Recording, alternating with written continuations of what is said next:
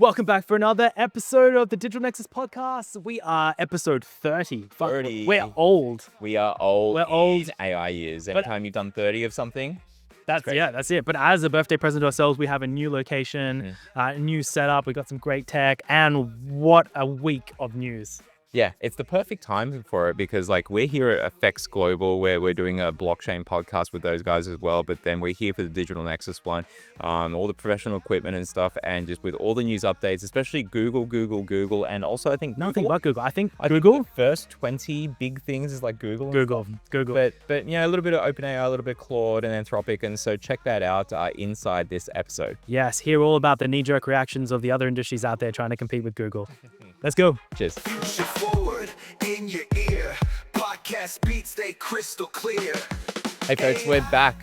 Episode 30. This is The big 3-0. Big 3-0. The daunting one. When you're 29, you're about to turn 30. It's a big scary kind of moment. But when you turn 30 and you're like, oh, it's just a number. You know, you're not that old, but we're old now. We are. Yeah, I'm very old. Let's not But talk you about know, we're getting old. We're 30 and new location. Yeah. Happy birthday to us. Yeah. We're in a new area. Happy 30, dirty 30. Actually, it's a clean 30 because like we're in a new venue thanks to FEX Global for providing us with this space, this massive TV that you will see in some of the B-roll and stuff in the background and some of the other shots. But yeah, just amazing, right? We got new tech, we got lights. It looks a bit more professional. We're not in like a room recording a podcast with a beautiful screen. Like I need to do my makeup or something like that. But you know, it does not matter because AI is going to take care of that kind of cool stuff because Google is just doing everything. Like I'm waiting for like Google just to help you get out of bed or Google teleport. All these cool things that Google is just doing. We're going to dive into that into this episode. But like Chris, what have you been up to over the last couple of days? Well, yeah. Well, I mean, days, let's go weeks. I mean, I've been progressing a lot with the business that we're building out for the AI tool, very much heavy into the MVP state, trying to validate a lot of things and test rolling it out with different services. Pretty pumped that being vague intentionally. I don't want to tell you, it could become nothing. It could not work. But, you know, we're pretty excited about it. We're moving in a forward direction. It's like very consult speak. That's it. Very consult speak, moving forward direction. I like it. Masterclass, doing a lot of work in that space, prepping things off. We've got a lot of some registrations over the last couple of weeks, preambles. Check the links below. Check the links below. We'll add that in. And then on top of that, just doing a lot of gigs with some customers. Been doing a lot of research utilizing AI tools. And I've talked deep search stuff, using AI tools to conduct the research. I've talked a lot about Hey Juno before, and they've made a lot of significant updates over the last couple months, and we've been able to trial that with a new customer of ours, the Smith family, so not for profit, which is great, so good cause. And that's been really exciting because they're a business that hasn't touched a lot of AI as well. And so showing off these new things that we can do in a space that just mind blown. Everyone's really excited because you can see a lot of the interviews even happening in real time with the AI. It's quite a funny thing to watch, not a human engaging with these, good questions and getting some good output for that as well. So that's been my week, but yours? A lot of great stuff as well. I mean, there's the podcast. There's another one that we're doing here, folks, which is more on the blockchain side of things. So stay tuned for that one to do with FEX Global. So, you know, giving a few things away there, but far from that. And I'm behind the camera for that one, not in front of us. A different experience. Yeah, we'll have to get you on. We'll have to train you up on the blockchain stuff. You'll have some osmosis because you listen to all the stuff that Arturo and I say. But I've been doing something with Red Belly Network, which is on their blockchain. Podcast is called Insights, and so you know there's some really cool stuff out there as well. But on the AI side, meeting with clients, and you know the thing that I'm seeing in a trend, and for folks that don't know, like every Friday I write something called Founder's Journey, and it's like here's some things I've been up to. Here's like it's just a personal kind of newsletter, but then there's also things in there like some lessons or like some poignant kind of thought-provoking stuff that I've found. And one of the things through work, and you said you're doing stuff with the Smith family, through the clients that I've been having in different industries, one thing that's been a trend is more of them are coming back and knocking on our doors because I think what's happened is that they've seen that chatbots are great, but it's a lot of hard work. You have to go back and forth with it to steer it to get it to the right thing. It's magical. It's way better than we had before AI came out, but it feels like a lot of work. And then on the other side, agents are great, but oftentimes seeing results to where it just goes way off track or it's a black box and you don't know how it got there, and just people wanting to have the middle ground. And what that means is like, okay, it's agentic behavior because it's automated,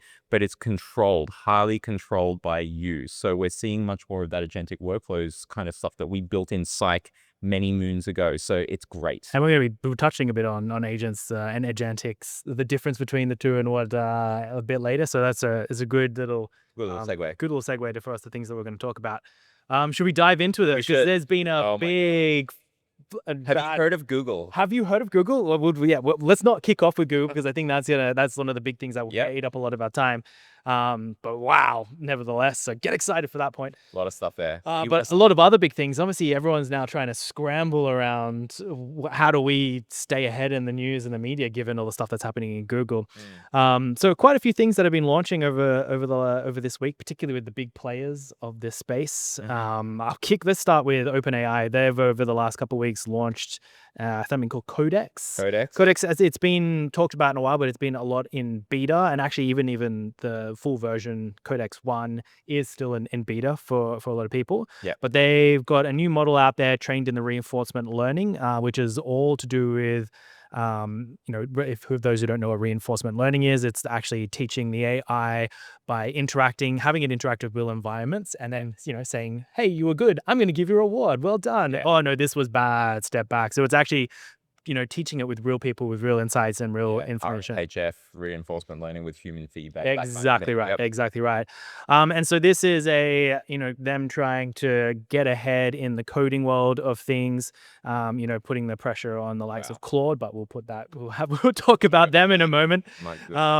And how it essentially works is this can actually plug directly into your GitHub repositories or your repos, and it can interact with the code in real time with an attempt to not destroy the code that you may be doing. Things like Bolt and those other tools, you plug that in, you utilize those tools, and every now and then it reconstructs all of your code. We don't want that. You have to have all these workarounds. Sometimes if you're doing something important, you may have to back up the file that it's editing, or what is often the case, and I think better practice is breaking down a big file, let's say 700,000 lines of code, into subcomponents, because you just run the risk of errors and overriding, but you get less of that when it comes to Codex, it seems. Yeah, it's pretty good. So Codex 1, I mean, there's a few things if you compare it to some of the other models that it has. You can see on the article here, which you scroll down to, you compare it to like O1 high, O4 mini, O3 high.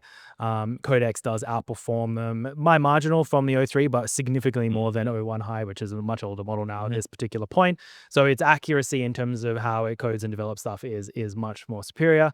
That said, they haven't really put any comparisons here to the other models that are out there, particularly because they're so new in the market, but I doubt it'll be very long before other people will be starting to do some comparisons in terms of quality, etc. But quite exciting, especially if you're an OpenAI user, you're a business out there that utilizes this. You can now use their API to really create some cool stuff. I feel like with you said new there, like people ask you like one week to another, like what's happening in AI? Oh, it's new again. Jamie. It is. It's just new again. And it's just a tile of like every, different years or different months and stuff, and just the same characters going, it's new again. It's new again. It's like everything that came out yesterday is old. That's the rule of thumb. Oh, it's crazy. Sticking with the OpenAI, and actually this is like linking into a couple of conversations that will come up from a Google standpoint. Obviously, wearables have been a big point of topic for a lot of organizations. Google's got their wearables, which we'll talk about. You've got businesses like Meta with their wearables, and then you've got all the device manufacturers, Apple, Samsung, who are integrating AI into their wearables. So there was I think it started off as a leak of conversation that Mr. Sam had put out to his business internally, talking about, where is our business going? It's not going to, where are we going? He's like, where is our business going? And then you can see some executives and high-level executives, he really emphasized where. He really, once again. And the question was, are we going to be doing anything in the wearables? And he was like, no, we're not going to be doing anything in the wearable space. No. We're going to be doing things around tools and services that are going to be sitting on your desk, talking and engaging with you in a way that you don't even realize it's happening. And so he then went on to a talk an interview and elaborated on that because it did become a leak. So that's an interesting thing. So they're very much firm in the we're not going to be doing the wearables, which I think is the right move, to be honest. They're fundamentally a software company. Don't spread yourself thin. Like, focus on the of where your strengths are, and so they're going home with that. Speaking of, and maybe this is later in the news. There was an acquisition that they made. Did you see that? Who's the guy? Do you know the guy that helped the big designer, very well-known designer, Jony Ive? He has a company called IO. Yeah. And there was a post on that, if I can find it, where and Jony was introduced. Yeah, so they came out with a big partnership. What a photo, by the way. Can you pop? We won't be able to show it up there if you pop it up. Yep, I'll find it. That is on OpenAI. Okay. OpenAI, Jony Ive, IO. There we go. First article right there. Sam and Johnny.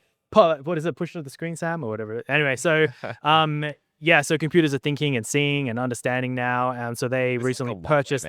They brought in the IO team to focus on developing products that inspire and empower and enable, and will now merge with OpenAI to work more intimately with research and engineering and product teams based out in San Fran.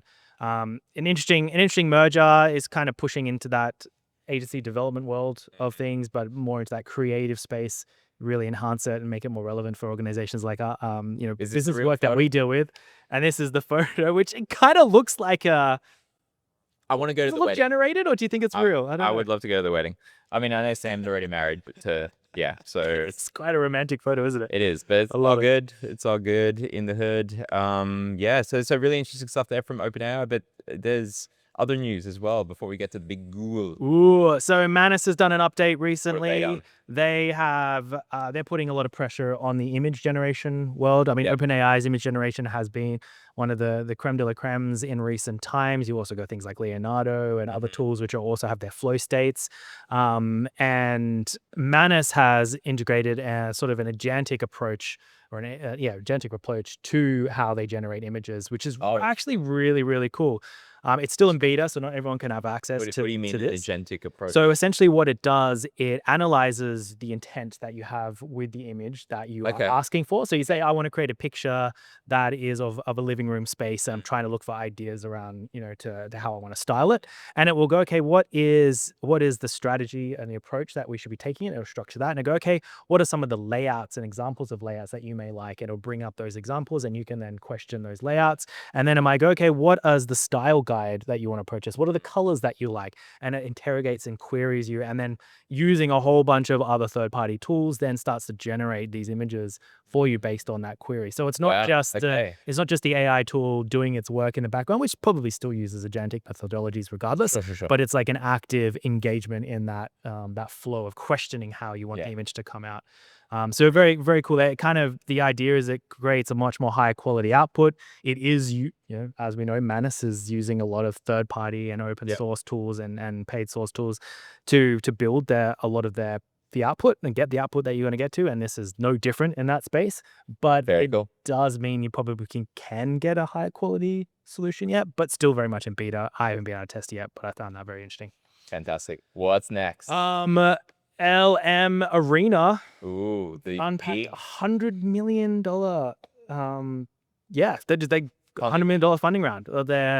Sorry, was it? It's like which evaluates them at $600 million. The Roman Colosseum, the arena where AI gladiators come to fight each other to the death. I found it very interesting because they are essentially just a platform that is all about benchmarking and comparison of different AI tools, and to unlock a $100 million seed run, that's insane. It is. You know what's interesting there as well is that because there's other benchmark and kind of tools that do the analysis whenever there's a new model. One of the best ones, and a lot of YouTubers actually, some really interesting YouTubers. I watch Theo. He's a great programmer. There's the Primetime guy that's also a great programmer, and they touch on AI and stuff.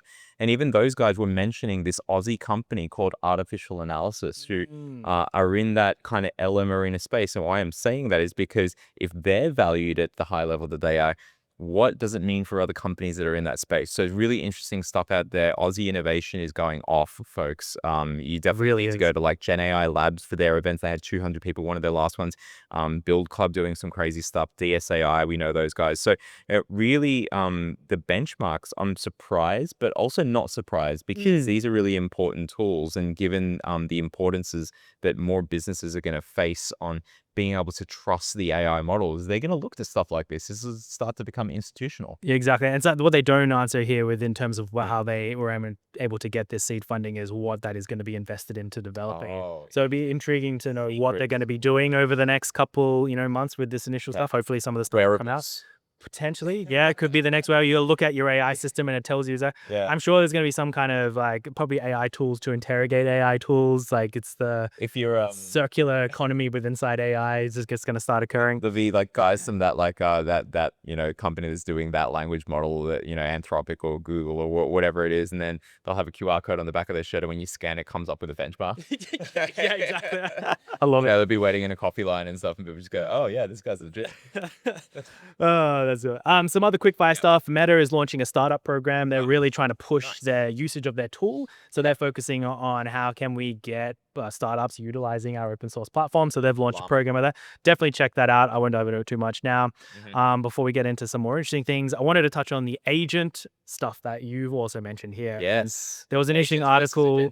Yeah, well, there's a bit of an article here, and this kind of also leads into exactly that point there, around agents and who is responsible for, I guess, what the output of these AI tools and these agents. So as consultants, as businesses, as people, as people, as businesses, a lot of them are going into these organizations, even organizations within themselves, and building these agent flows. And the outcomes are, while mostly accurate, sometimes it does make mistake, and even mistakes from a customer standpoint as well. So the final user who's out there in the world doing certain things, utilizing these tools in the real market sense. And there are, things are coming up that there are errors. There are things that are going wrong, always making an incorrect decision. Yeah. And so now it's like, all right, who is at fault? Is it the businesses who own the AI tools? Is it the people who are building the agents? Or is it, is it acceptable that you as a consumer, when you're using these tools, should understand its limitations and therefore expect every now and then it's going to get it wrong? And so where does the responsibility lie in that workflow around who is wrong and who is right? I think there's a mix of like educational kind of stuff there, but like certainly the providers of products shouldn't just be able to wave a wand, wave a hand off and just go, well, you should just know. Like even cigarettes, the packs have the warnings on there. And I'm not saying that AI has to have warnings of like, hey, here's Chris. He lost his teeth and his house and his fingers because he used AI. No. Certainly that's not going to happen yet. I mean, I'm telling you, future is not going to be like that. But like, I hope so. maybe there's got to be some level of responsibility, is what I'm saying. Agreed. It can't just be waved off. So and it comes to the many things that we talk about is like the human element of it all it should always be important with any kind of AI usage anyway. Yeah. Always check the stuff that you're doing. But at what point does overchecking or have to be constantly, are we having to put as much effort into reviewing as if we did it ourselves? So where does the line get drawn between the two? And this is what's raising the legal question at the moment around the responsibility of use of these tools, particularly from an organization, internal use. I think it's a pretty simple thing to solve. I think where the complexity lies is once you get into the consumer environment. And it's the general customers who are jumping onto tools like OpenAI or their platform like Manus, and you're utilizing all these things to get the outcomes, and then suddenly you go, okay, cool, that's accurate. I'm going to do that thing. When actually, ooh, that was wrong. You just put chemicals inside your fruit. You just injected, you just sprayed disinfectant inside your body. That was wrong. I mean, that sounds like an AI made it up, but look, that happens. That is definitely something that's happened. But it's interesting and stuff. Speaking of like this kind of, I think it's like a middle ground, right? Like there's fearmongers on the one side saying AI is all bad. There's people that overhype it saying, hey, it does everything. And it's like, it's great and just trust it. And it's like, no, that, whether it's humans in the loop or it's the limitations that AI tools kind of have, like it's important to understand these things. And here's the thing, there are ways that you can oh, it's hard to check AI, and its results. It's like, look at what ChatGPT did. They made it so that you can click on the links to verify it. Exactly. Look at what other tools, like we do it in Psych. If you're using documents, it shows you where in the documents the results have come from so that you can verify the answers. I think the importance is that if you're building in this space, how do you make those workflows easy? Because it shouldn't be an excuse like, oh, it's too hard, like AI. AI, just by fundamentals, it breaks and changes and transforms and makes more efficient how you do things. So to deny and go, oh, it's just as hard, it's because you don't have the right kind of workflows or the right tool. So chat with us, because Chris and I know the right tools out there that can help your business. So anyway. I guess, and on that note around where does the responsibility lie? There's an interesting article that just came out in Taiwan and China. There's a huge rise in people utilizing these AI chatbots for cheaper and easier therapy. Yep. So again, where does the responsibility lie? We're treating people's literally their livelihoods and how they're feeling, their emotional impact driven by their conversations with AI. That's a scary thing, I think. I think if you're I can see it helping. The problem is like there's that kid who was character AI where the kid, unfortunately removed himself from society because he was talking to a character that he thought was his girlfriend and treated it as such, and it encouraged him to meet her, and he interpreted that to going, well, I have to kill myself kind of thing. So just being very, very careful with that kind of stuff there. People that may be in a really fragile state, how tools like this get used, which is why it's like that whole professional side of things. Like when we talk about how AI would be used in a general practice, like the healthcare space, it's like, okay, not to provide clinical results or not to summarize or give advice, but general stuff like summarizing this might be okay if it's already being provided by a GP, but having a professional that can overview the output and agree that, yes, this is okay. Because in future, I don't mind that my doctor, financial advisor, lawyer, they use AI. I know it's going to make things more efficient. I just care that they read the output. So that kind of stuff will play into this. But it's interesting because like mental health stuff is really big, especially in nowadays. A lot of founders need this. So I've no doubt a lot of that might be founders. And what people are saying is in some way the chatbot does help us. It's accessible, especially when ethnic Chinese tend to suppress and downplay their feelings. Yeah. It talks to people from a certain generation, so Gen Zs, and they're more willing to talk about their problems and difficulties with these tools than they are with individuals or with people. And especially in China, where that is a really big, confronting people and having those conversations in front and opening up on your emotions, particularly with elders. It's a very, very, it's a bit of a no-no thing in their culture. So these tools allow them to be able to open up in that manner. But at the same time, who's controlling it? Who's getting the responses? Who is checking to make sure that these people are actually okay? Are there any triggers if the person is like going, oh, I think I'm gonna do something?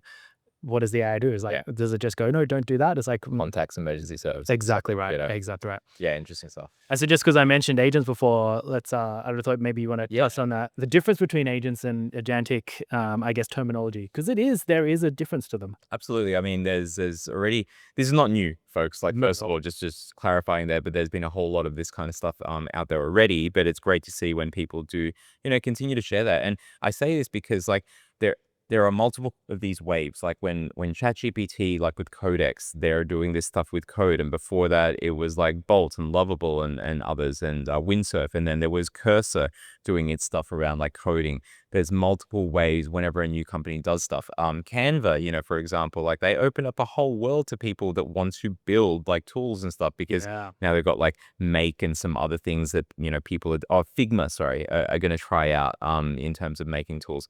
This is just another reminder, and we're going to have this continuously because more and more people are starting to come in. But agents, so what are AI agents versus agentic AI? So single LLM-powered system, executes one task at a time, uses tools like APIs, plugins. It might use MCP, Model Context Protocol, which is a language that they use to actually get it to do things like in Zero.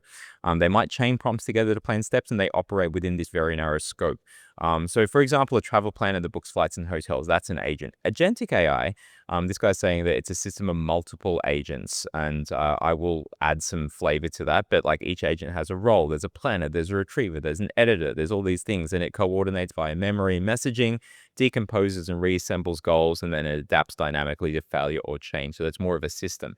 But also, I would like to add that agentic AI, I think you should also include the agentic workflows where there's maybe less that the agents can just do autonomously once they're set off. They still are singular in terms of their task. But why agentic workflows are really good is because being less of a black box, you get to see all the controls. Imagine an agentic workflow with 200 steps, and you can see something's wrong with like this step. You can pinpoint it.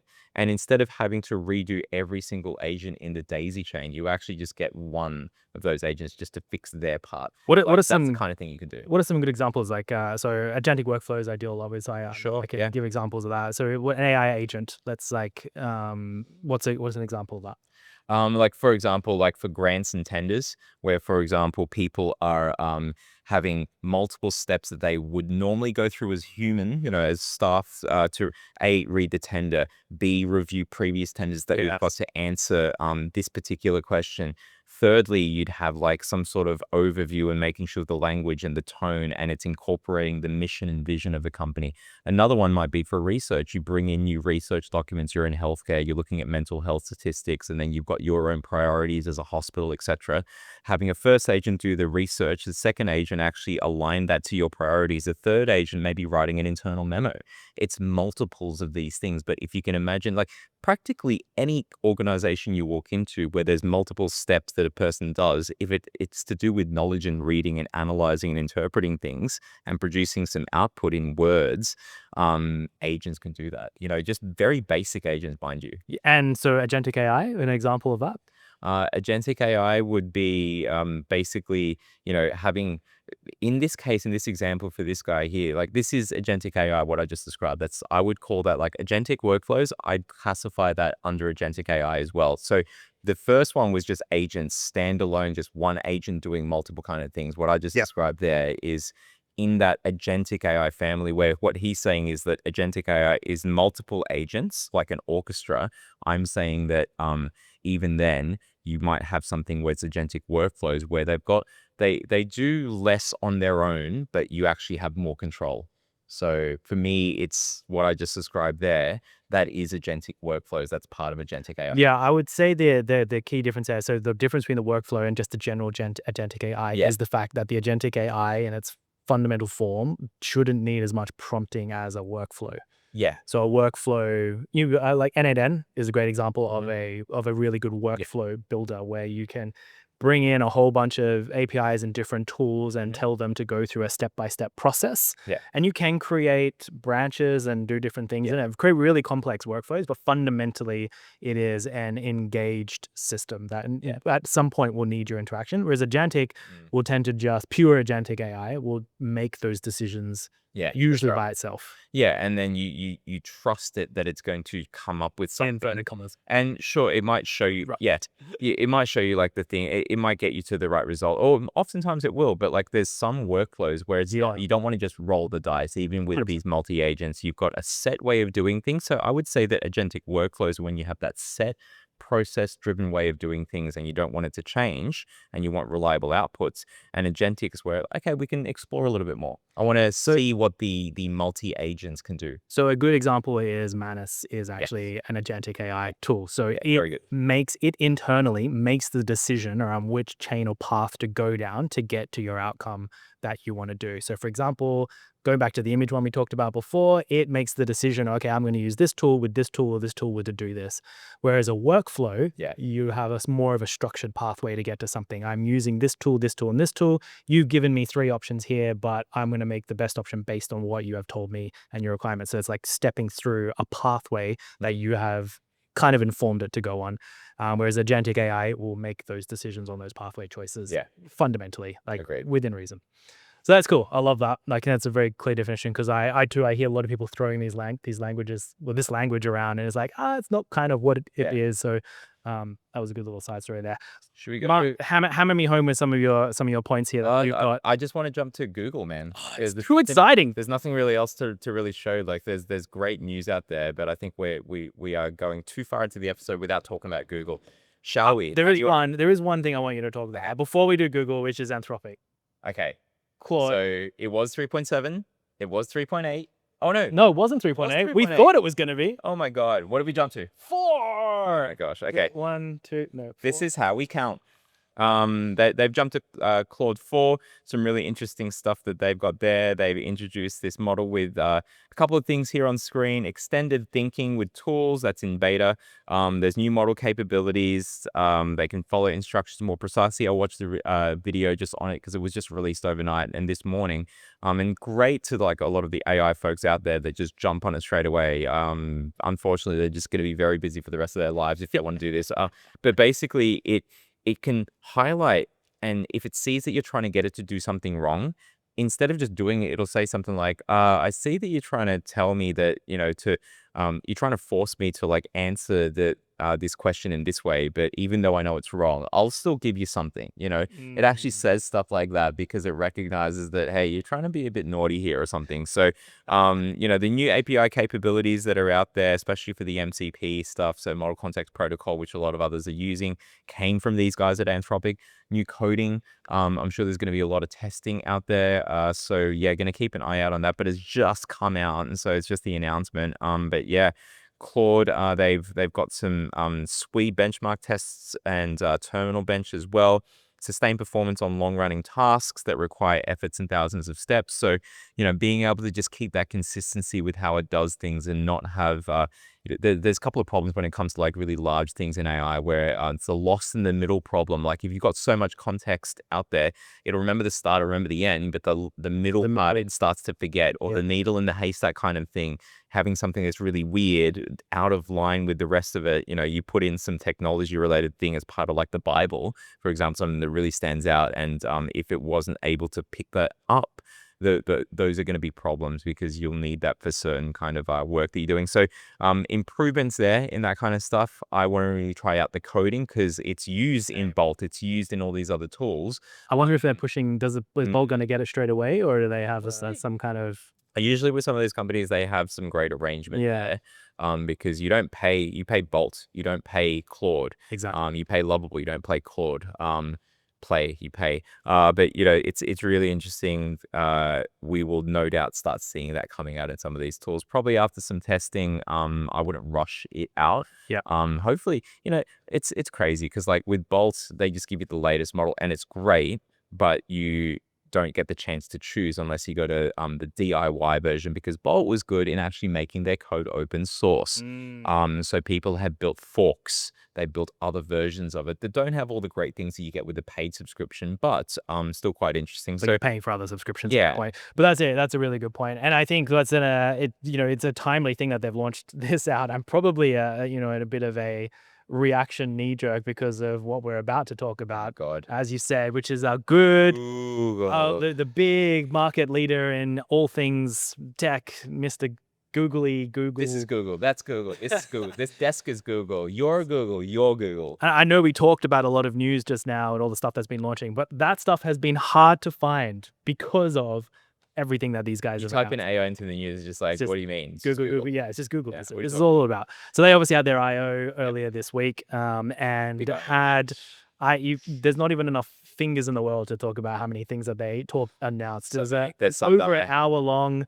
And pretty much everyone out there who wants to talk about what's happened had 15 to 20 minute long videos. What was your favorite part? Because there's so many things that are out there, but what stood out to you? I think firstly is the updates to Gemini, just from a consumer standpoint, and from a commerce perspective, from just a general app and user perspective on your phone. So there's a lot of updates there we'll talk about, and a lot of the cool stuff that they're bringing to accessible for businesses and organizations when it comes to coding and image generation, video generation, all that type of stuff I thought was very, very cool. So let's go through this. Yeah. And we'll start at the top. from the list there. We'll start with the coding side of things. So there was a huge update to Google 2.5 Flash, 2.5 Pro, a new API that they're rolling that out, which is impacting, or which is a part of their new coding system, Jules. Yeah. And that is, I think, currently in beta. You still have to ask for a request, but I jumped in earlier today and I was able to have a look in. I think it may be just because we have a business account with it. Okay. But they have a huge array of new coding assistance tools, different language models that you can utilize. A very, very powerful way to start building web applications. Specifically, I will use applications because web building, I find it's still a bit of a hit and miss. Yeah. Similar thing with Bolt and other tools. But yeah, so you can build some really interesting web applications by vibe coding. And, you know, with the launch of Claude 4, as we just talked about, and things like Codex and other things, I'm really intrigued to see how this model is going to compare. They released a lot of stats saying how it's awesome, it's amazing, it's up there with all the big players, but obviously as a knee-jerk reaction, all the big players suddenly went, oh, we've got a new model as well. So it's going to be, there's going to be something, let's see what the balancing act is going to occur there. So that's the first thing. What are some of your favorite things? My favorite was the video. And so this is VO? Yeah, this is VO. The video, VO, maybe they called it that, but like, here's an example I'll just play.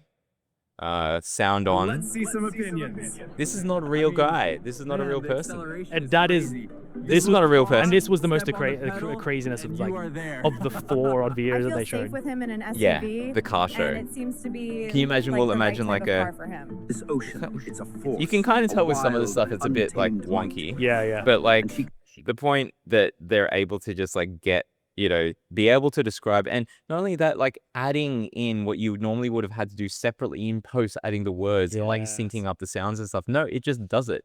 It is freaking crazy. Like we were discussing before, like maybe this is fake, like what you're seeing on screen here. This like whole IO was not real. Yeah, It was all done out. It's not real and stuff. Like the next Oz DeFi or the next like AI events and stuff. We might not be real in the next one, folks. So just stay tuned. We'll see what the heck we get to do with this. Some of the cool things they launched with the VO3. I mean, so VO2 is still accessible to the general public. VO3, you have to have the max subscription, and we'll talk about that in a moment.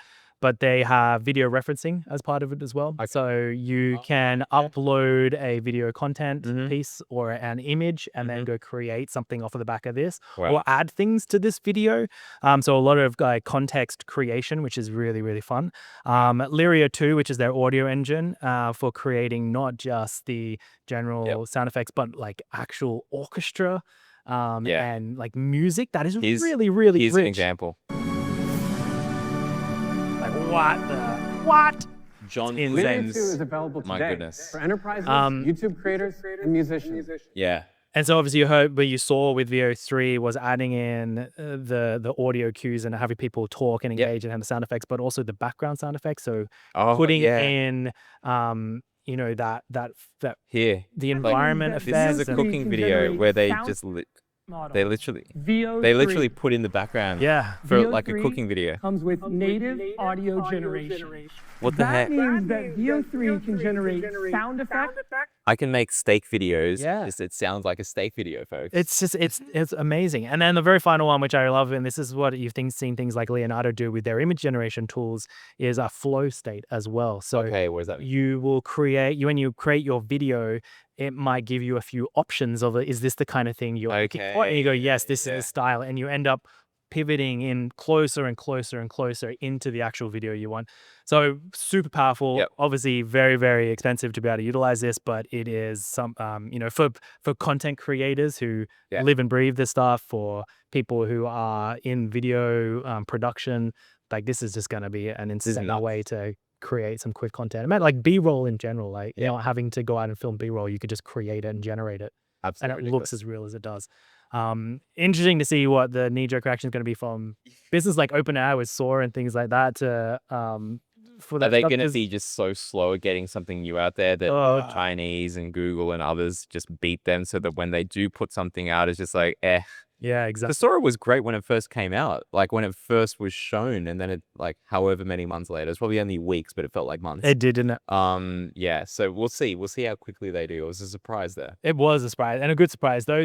Gemini had a lot of updates, just the general consumer application side of things. So camera, it can now access your camera and do a lot of screen sharing, which is free in the Gemini app, so anyone can use it who has access to the Gemini app. They've also integrated the Imagine 4 engine, so this allows you to actually start creating images and editing images. It was available in beta or in a very in certain regions, but that's going to be rolling out now. Although a lot of the stuff is still US only.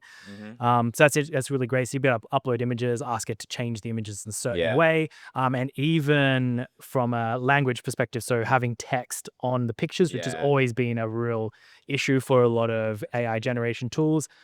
But I did see some people doing some comparisons to this, and so while people were saying, well, the images that were showing up, Gemini tended to create much more beautiful, rich, colorful, like whether it was the depth of field or the context within the actual shot itself, created better visual images. But it was struggling still on the text side of things, particularly if there was a lot of text, whereas OpenAI tended to do really, really well with text on the images, but the quality just quite was a little bit flatter than what the Gemini things. I can show some examples. Back to the business side of things, any cool stuff that you really liked?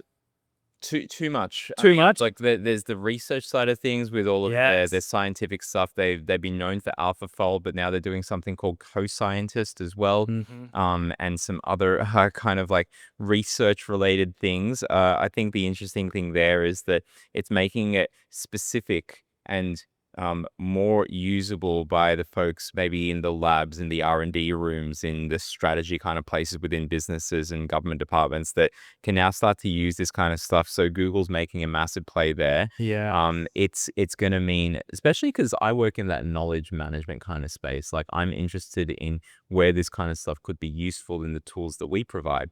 If there's a thing around, okay, so Google can do all this kind of stuff, that's great, but it doesn't necessarily mean just because these things are out there, and this is hope for startups, that people will just be able to only access it through paying for a high level subscription or becoming a Google customer.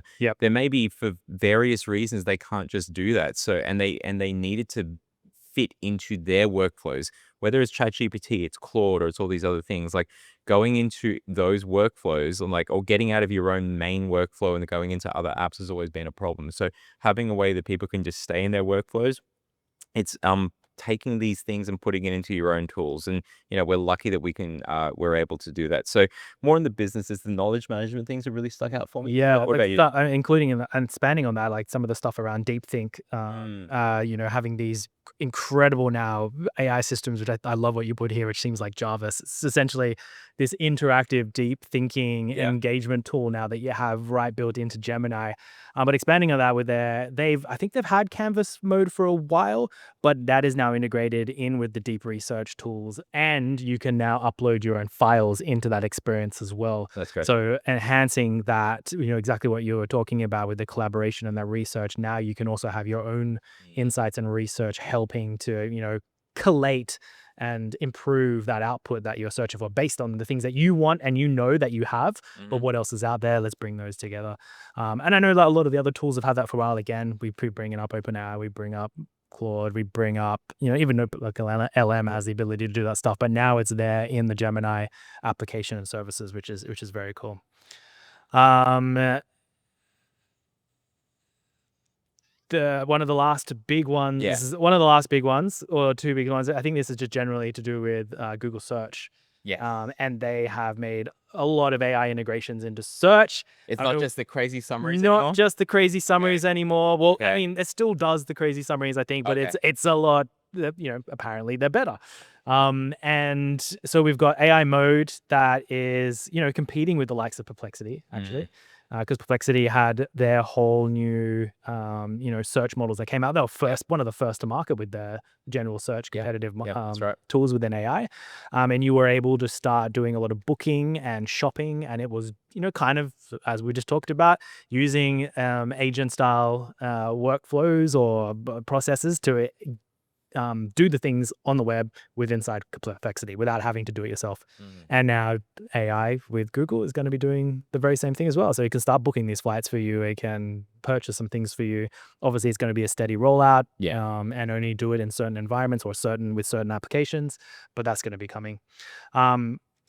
Pretty cool visual one though that we've talked about is the try-on. Yes. You'll pull up the video here. Yeah. Awesome. So have a look at this, folks. Have a listen. It asks me to upload a picture, which takes me to my camera roll. I have many pictures here. I'm going to pick one that is full length and a clear view of me. We built a custom image generation model specifically trained for fashion. Wow, and it's back. The AI model is able to show how this material How would I will look in a dress? fold and stretch and So it's currently- shape on people. And let's assume the It's currently price only is now available in the dropped. US. But that and I happens, actually saw it. I Some of the YouTubers talking about this a few weeks ago. Yeah. And Marcus Brownlee was showcasing it. But now it's obviously globally unannounced, so it's out there in the real world. But yeah, the ability for you to have a picture of yourself, jump onto the shopping, look for some clothes, and then swipe left, right to check how That's the crazy. clothes fit you. And it understands your body size, Yeah. and it shows what the clothing is going to look like on your body. And it is a very, very cool feature there. Something that I'm surprised hasn't come sooner, but I guess it's a lot more of a complex thing to solve than we think. Yep. And I've seen this applied in the real world many, many years ago when you walk into shops or shopping centers and you sit in front of a mirror and you can swipe on special mirrors to see how the clothing fits you.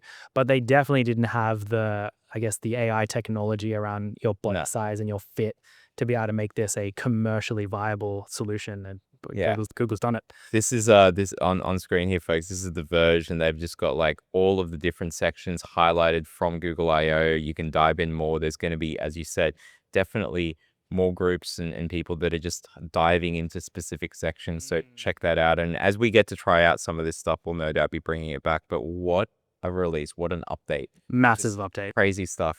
Probably going to round out there, folks. What anything else? Any final kind of things for this week? No, I think this is going to be. I'm hoping this week will be slower, just so we can take a breath and absorb all the things that have that have come out and actually be able to test them. Because as we were talking about before, tomorrow it could just be it's out of date and something new is going to come up. It's like I didn't get to test these 5 things. Yeah, come on, slow down. It's crazy, folks. Like, stay safe out there. Make sure you get your mental health kind of stuff sorted. As you can see, AI could help with therapy, but just to be careful with it.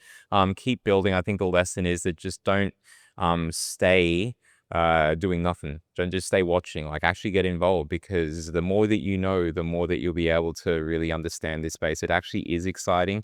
Change is hard, but this is exciting change, folks. So I think it's a different kind of lens there. But if you've got any questions, make sure to reach out to us. This is Chris and Mark. I'm Chris, you're Mark? I don't know. Who knows? You know what? It's going to be different when the AI takes over. Yes, that's right. I'm Chris, and this is your news. See you then. Catch you guys. Circuit board buzzing, worldwide. Tech trends blazing, digital fire. AI, rising to the sky. Digital world, we reaching high.